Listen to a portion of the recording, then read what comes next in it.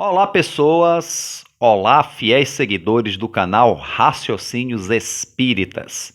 Este é o bloco do estudo do livro Grilhões Partidos, né? Obra mediúnica psicografada pelo médium Divaldo Franco, pelo espírito Manuel Filomeno de Miranda, né?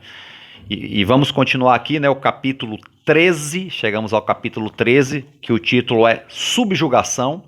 E aí continuamos no ambiente, né, do manicômio, né, mais especificamente no quarto em que se encontra Esté e outras três pacientes, né, nos quais Dr. Bezerra de Menezes, né, e sua equipe, que no caso é o autor espiritual, está fazendo parte, né, Filomeno de Miranda, mais os benfeitores Ângelo e Melquíades, estão dando socorro, né, às três que estavam lá nos capítulos anteriores, as outras três que estavam no mesmo quarto de Esté, né? Cada um deu um socorro, como vimos nos capítulos anteriores. E agora, nesse capítulo, finalmente eles chegam ao leito de Esté, né? Ao catre, em que Esté está lá alojada, internada, né? Nesse manicômio, né? Nessa casa de saúde, né? Como é o título até do capítulo 10, né? Isso mesmo. Então, o caso de Esté já falamos, né, que é subjugação, né, já foi dito aqui, tanto que o título do capítulo é a subjugação. E é um assunto, foi também largamente abordado por Allan Kardec em um livro dos médiuns, né, já que ele falou sobre processos obsessivos, né, e mais especificamente associados à mediunidade, né, que fique bem claro, como eu sempre repito, processos obsessivos, obsessão espiritual é uma coisa que acomete a todos, né, porque é uma questão da nossa condição espiritual, ainda de espíritos falíveis, né? Nos quais os espíritos ainda em desequilíbrio aproveitam-se das nossas fraquezas ou das nossas culpas, né? Para nos infligir a obsessão. Isso pode atingir qualquer um, independente de ter mediunidade ostensiva ou não. Mas a Kardec, no livro dos médiuns, ele é mais específico com os médiuns ostensivos, porque essa obsessão se faz mais intensa, como é o caso de Esté, como eu já disse, ela tem uma mediunidade muito aflorada, uma mediunidade atormentada, porque não foi educada, e tem, vamos dizer assim, vamos botar assim entre aspas, compromissos kármicos, né? Culpas, né? Lá no seu inconsciente, no seu inconsciente espiritual, que se vinculou a este espírito, a essa entidade que a atormenta, ainda que assim ele não faça aparentemente diretamente a ela, mas para se vingar do pai dela, né? O coronel Medeiros, Constâncio Medeiros de Santa Maria, né? Mas aí acaba sendo realmente um processo que faz sofrer a família toda, né? Então isso aqui é um processo de subjugação. Esté realmente tem a mediunidade ostensiva, não sabe, e isso favoreceu esse processo obsessivo tão intenso que a subjugou, quer dizer, uma subjugação, ou então, como se diz popularmente, uma possessão. E esse tipo de obsessão, especificamente com médios ostensivos, é bem abordado em um livro dos médios, inclusive o capítulo 13 aqui começa citando, né?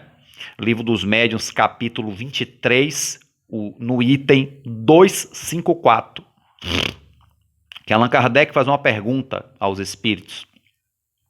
A subjugação corporal, levada a certo grau, poderá ter como consequência a loucura? Qual seria a resposta, gente? Resposta: pode.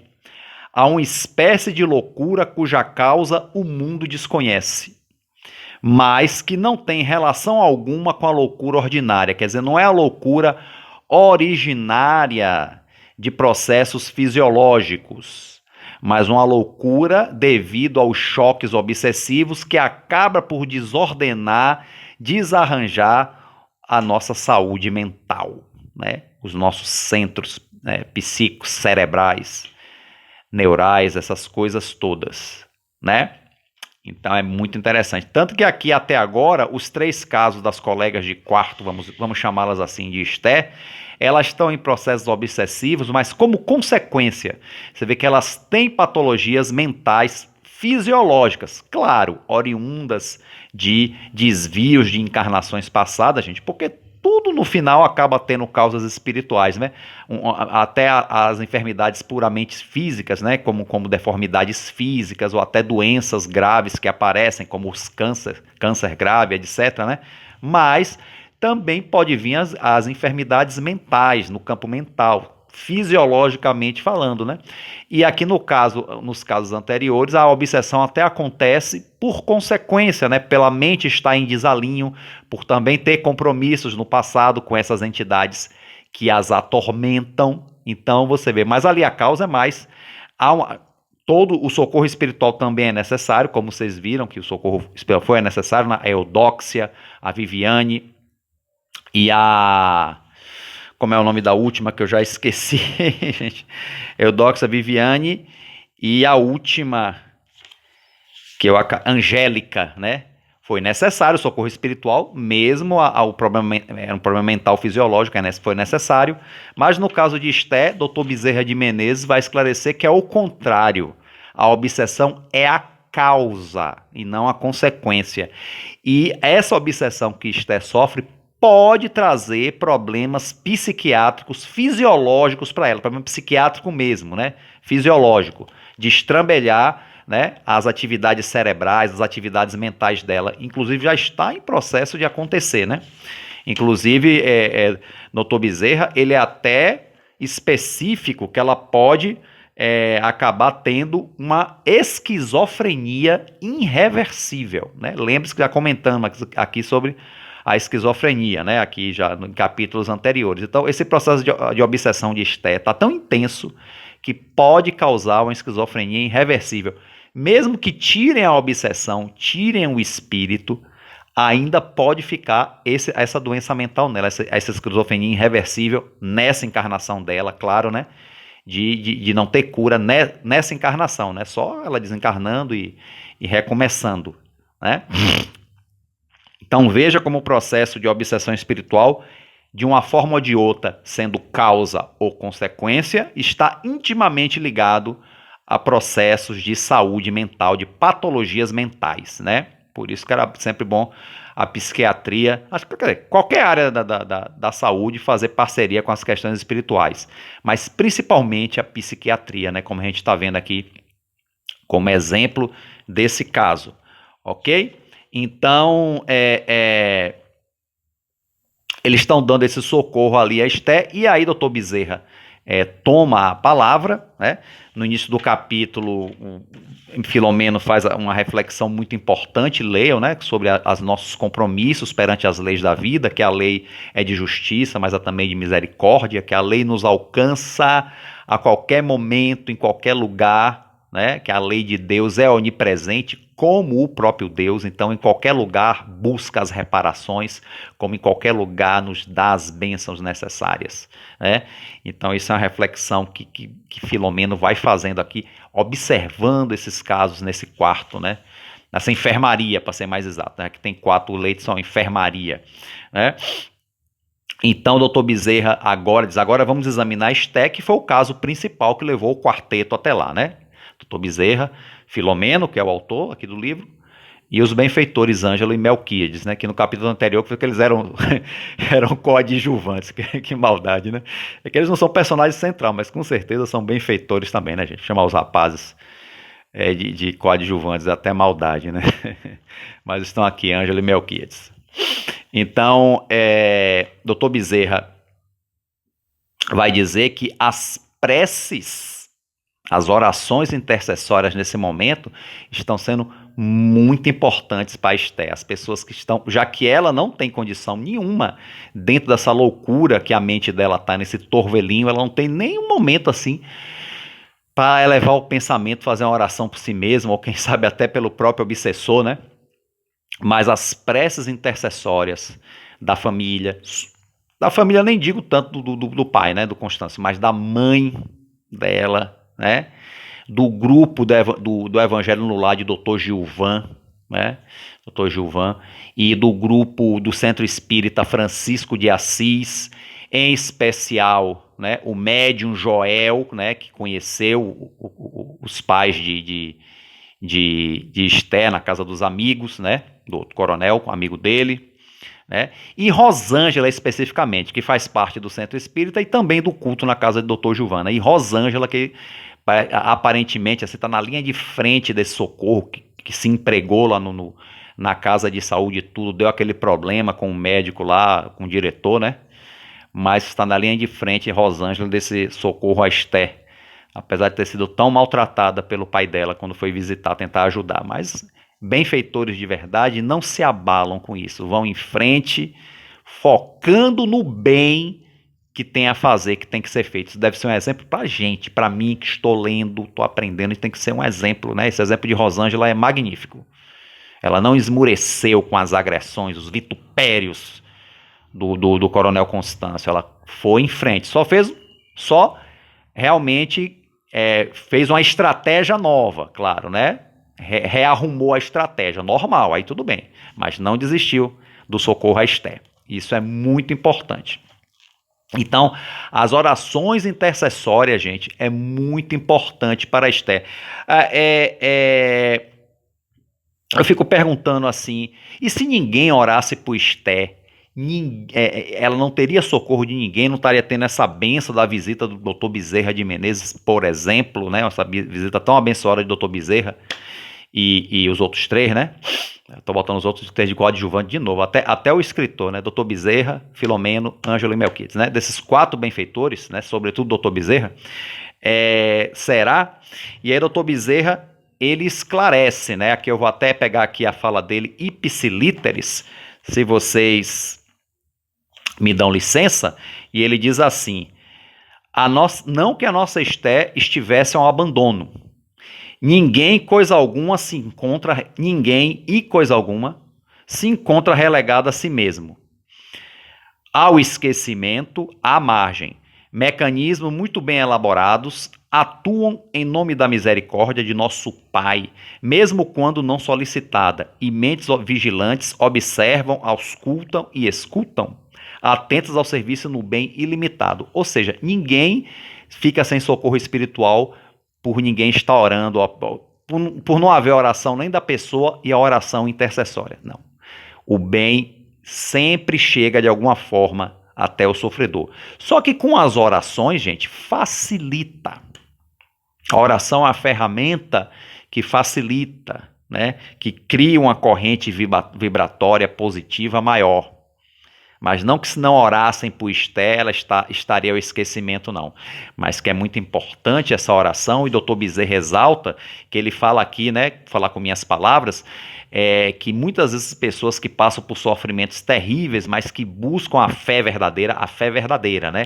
A oração realmente sincera, não que não sofram, a oração não exime a pessoa do sofrimento, mas alivia e dá sabedoria para saber lidar melhor com esse sofrimento.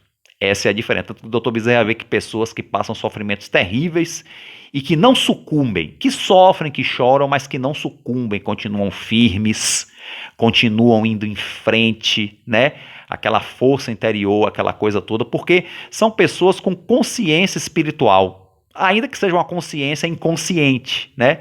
Mas que sabem dos seus compromissos perante as leis divinas, né? O seu compromisso de espírito imortal, reencarnante, né? Que já teve outras experiências reencarnatórias, que vem do mundo espiritual, que é a verdadeira pátria. Então essas pessoas ganham mais essa força, mas não se eximem dos seus compromissos, né? Ainda que esses compromissos no caminho possam assumir outras formas, né? Nós já ficou bem claro no estudo da doutrina espírita que as coisas não são a ferro e a fogo. De repente você tem um compromisso kármico severo, mas que pode ser alterado, amenizado, a depender da sua postura perante a vida, né? Há outros dispositivos. A lei é de justiça, sim, a justiça vem, mas é de misericórdia também. Então a misericórdia oferece outras possibilidades se o espírito, no seu livre-arbítrio, assim o quiser, aceitar, né? Então, como ele diz, onde se encontra luz e a esperança e a alegria se faz presente, qual o estado inequívoco da sua comunhão com Deus? Então, o sofredor que ora sempre está, né, com essa comunhão, né, que é uma coisa difícil, né, o sofrimento é uma coisa que nos abala muito, nós seres humanos comuns, né, mas são os remédios amargos, né, que a gente é obrigado a sorver. Obrigado por quê? Porque, como se diz, né, a semeadura é livre, mas a colheita é obrigatória, né, é a lei de causa e efeito, ok? Então, assim, só para não perder o a linha do raciocínio. Bom, então eles vão agora observar a relação de Esté com a entidade, com o espírito obsessor, né? Ele vai observar que ali o espírito ele não tem exatamente uma ligação atual com Esté, né? Ele não tem uma ligação atual com Esté. Aliás, esqueci até de mencionar essa questão da oração, não só como Bezerra de Menezes diz, né? Desculpa, só voltando um pouquinho aqui, né? Isso aqui, ó. Sobre a prece intercessória, né? Aquela prece que a gente ora pelos outros, como Esté, estão orando muito por ela, né? Ó. A prece intercessória não apenas alcança a quem se destina, como beneficia aquele que a realiza. Telefone, ó, telefone deve ser telefone, né? Com os avançados centros do amor divino, produz ligações de contínuo intercâmbio. Então, não só, se eu faço uma prece por alguém, eu também me beneficio, né? Inclusive a recomendação de orar pelos adversários, por aqueles que a gente, né, que é o agente do mal que nos chega, né? Ah, como é que eu vou orar para uma pessoa que me faz mal? Porque quando você ora, você é o primeiro a se beneficiar. E aquela oração que chega ao adversário pode ser uma luz para ele, né, repensar esse mal que ele está fazendo. Esse é o princípio. O que não é uma coisa fácil, né, gente? Falar é fácil, né? Mas dentro dessa linha do raciocínio da prece, a prece pelos adversários, a gente vai ver no Evangelho segundo o Espiritismo, é uma coisa que não é fora de lógica, não. Mesmo porque se nós estamos sofrendo mal de algum adversário, é porque lá atrás nós semeamos isso, também fomos mal, né? Fomos maus. E aí a gente quer continuar sendo mal ou quer entrar em outro caminho para se livrar dessas investidas dos que chamamos maus, né? Como na verdade são espíritos como nós, né? Com a caminhada, no momento da caminhada evolutiva, difícil, azedo, porque não soube perdoar, né? Então por aí vai a questão do perdão, que como eu disse, né? Paciência e perdão são as duas virtudes mais difíceis em ser espírita, para mim. Isso eu digo todas as vezes. Ok? Então ele vai analisar o caso de Esté e vai perceber ali que o espírito ele não tem nada nesse momento conscientemente contra Esté, nesse momento, né? É para se vingar do pai dela, que está usando ela. Só que ela tem predisposições kármicas e o espírito percebeu isso. E aí vamos dizer assim, literalmente se acoplou a ela, conseguiu dominar os seus centros perispirituais, a sua consciência e a subjuga. Então Esté realmente é subjugada por esse espírito, né? É a obsessão de subjugação, que é a mais grave, né, que Esté está passando. Então quando se observou a imagem ali do espírito junto a Esté ali, né, está ali o benfeitor Melquíades velando por Esté nesse momento, e o espírito obsessor do lado dela, ofendendo, xingando, dizendo coisas assim terríveis, chocantes, e batendo com os punhos nela, né? Tipo dando uma surra, dando socos nela, né? Imagine, né? O ódio que esse espírito não tá, né? Que essa criatura não tá, né? Dando socos e como se diz, e agredindo ela de todas as formas, né? Então, o que é que eles fazem de início, né, nesse socorro a Esté? O que é que eles fazem de início? Opa. Eles veem que não podem, nesse momento ainda, desligar o obsessor de Esté. Isso não seria, não é simplesmente chegar lá, vamos tirar o obsessor, remover, não. Isso não seria o caminho, nem sempre o é, né? Porque se Esté continuasse com essas disposições kármicas que ela tem a esse processo, outro poderia aparecer e continuar o trabalho, né? Na verdade, tem que resolver o problema que está causando isso aí, tem que resolver a causa, não adianta remediar a consequência. De início, eles simplesmente fazem um processo magnético que faz com que o obsessor não veja mais Esté, como se Esté evaporasse da frente dele. Ele não vê os benfeitores, claro, não vê Dr. Bezerra, não vê Filomeno, nem Ângelo, nem Melquíades, que está ao lado dela, né? Ele não está vendo porque ele está numa vibração muito baixa. E dão um jeito dele não ver mais Esté. Ele fica furioso, imagine, né? Procurando a vítima, né? E tudo mais. Depois, Melquíades, ele a adormece perispiritualmente. Ampara ela perispiritualmente, dizendo palavras doces, palavras de, né?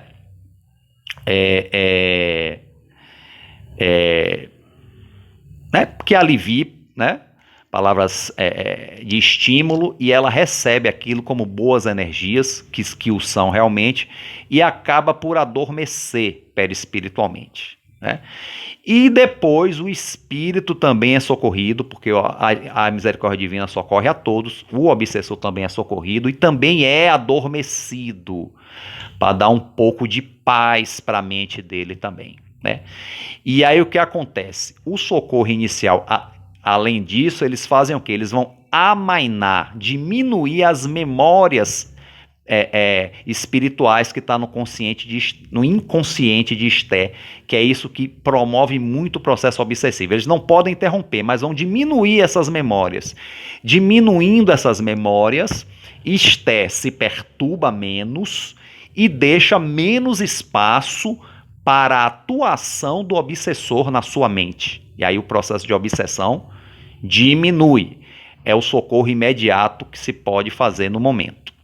Ok? Então ali deixa Esté repousando, o espírito também repousando, né? Melquíades vê que é o que está mais perto ali de Esté naquele momento, né? Dando esse socorro.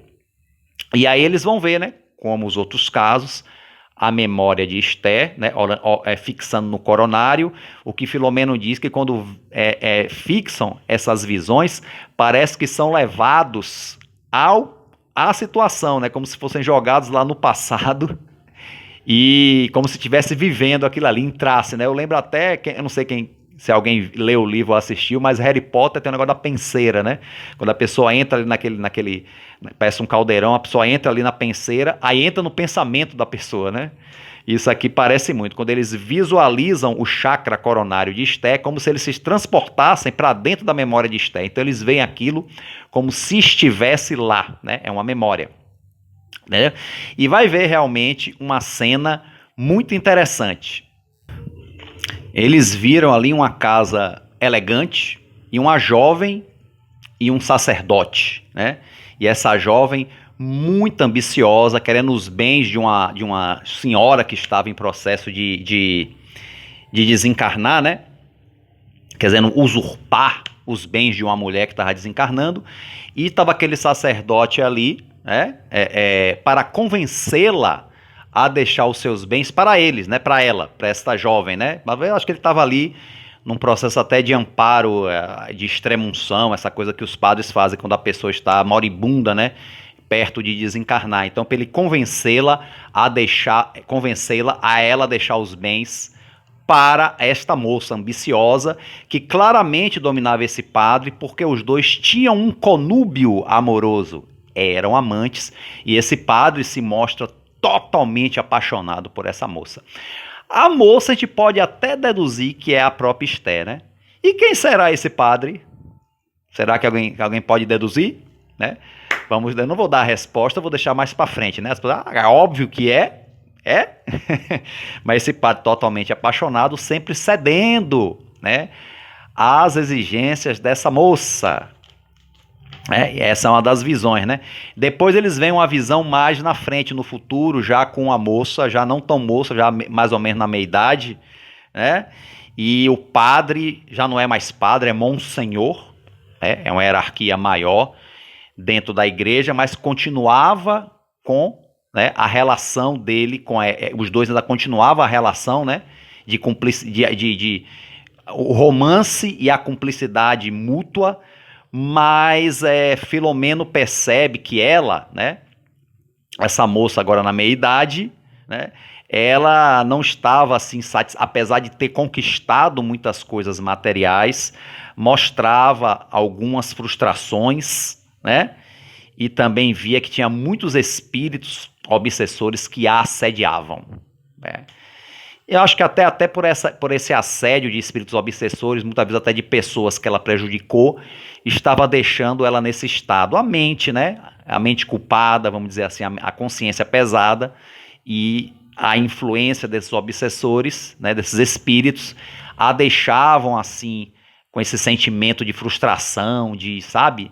Apesar de ter tudo, parece aquela coisa, tem tudo, mas ainda não tem o suficiente, né? Ainda fica aquela coisa, né? Então já mostram a mente aí em desalinho, né? Como os espíritos falam. Então vê essa cena dela, esse assédio, e o padre lá junto a ela ainda esses anos todos, né? Agora Monsenhor, né? Então foi essa cena que eles viram.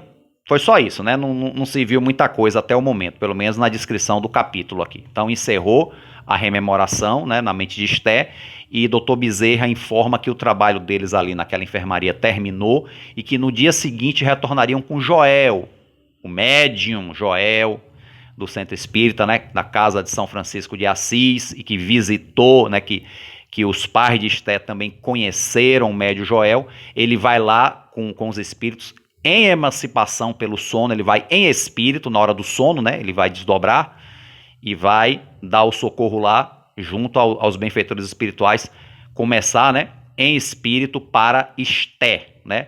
Então é assim, eles encerram e vão embora, e Filomeno faz uma observação muito pertinente, né, que a atmosfera espiritual que eles encontraram quando chegaram lá, vocês lembram, né, no outro capítulo, né, já não era mais a mesma, né, só o socorro que eles prestaram àquela enfermaria já melhorou bastante, assim, o ambiente, né? Porque aí eles foram dar um socorro a Esté, mas também o socorro chega para todos, né? E deram um socorro adequado às outras três também, né? E aí eles encerram o socorro, né?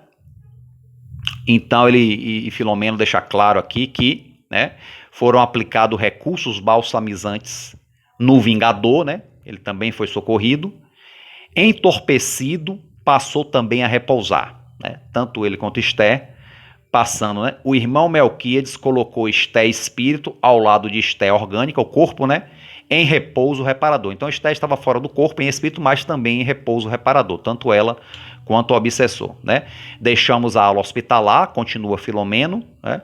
Agora atendida por psicosfera diversa da que encontramos. Ali foram realizados serviços socorristas valiosos, com certeza, né? Com certeza. Recorrendo ao divino médico, né, pela intercessão da prece, o que renovou a paisagem face à sua sublime interferência, né, do nosso divino médico, que socorre a todos, né, e que nesse momento dá esse socorro tão valioso, que é apenas o início, né, mas é um socorro tão valioso a Esté e também às suas outras companheiras de enfermaria, né? Apesar de problemas diferentes, mas acaba que as consequências estão ali dentro, né, daquele manicômio, e cada um vivendo as suas consequências, as suas provações, as suas inspirações, como todos nós temos as nossas, né? Gente querida, ok? Então assim chegamos aí ao final, né, do capítulo 13. Além de vocês lerem o capítulo 13, vocês que estão acompanhando, leiam também essa parte que está lá em O Livro dos Médiuns, né? É importante, né, porque Allan Kardec, né, os espíritos benfeitores dão, né, o capítulo 23, né, sobre as obsessões ligadas à mediunidade, né? E aí lê mais sobre, e principalmente sobre essa obsessão chamada subjugação. Dá uma lida lá em Um Livro dos Médiuns. Ok, gente? Então chegamos ao final do capítulo e também ao final de mais um vídeo, ok? Espero, acima de tudo, que tenha sido útil, né? Que eu tenha ajudado e não complicado mais, ok, gente? Então a todos aí, pessoal que está acompanhando aí o canal Raciocínios Espíritas, um forte abraço e fiquem com Deus.